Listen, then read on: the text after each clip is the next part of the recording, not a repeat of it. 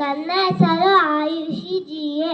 ನಾನು 2ನೇ ತರಗತಿಯಲ್ಲಿ ಓದುತ್ತಿದ್ದೇನೆ. ಈ ಕನ್ನಡ ನಾಡಿನಲ್ಲಿ ನನಗೆ ಹುಟ್ಟಿರೋಕ್ಕೆ ಹೆಮ್ಮೆ ಇದೆ.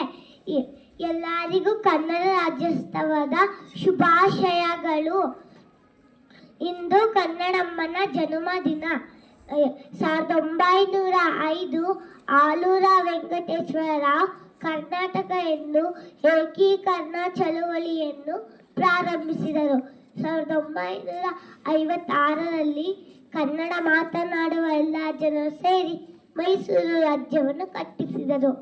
1973ರಲ್ಲಿ ಮೈಸೂರಿನ ಕೆಮ್ಮಲ್ ಹನುಮಂತಯ್ಯ ಮತ್ತು ಅಂದಿನ ಮುಖ್ಯಮಂತ್ರಿ ಡಿ ದೇವರಾಜ್ ಅರಸ್ ಅವರು ಕರ್ನಾಟಕ ಎಂದು ಮರು ನಾಮಕರಣ ಮಾಡಿದರು.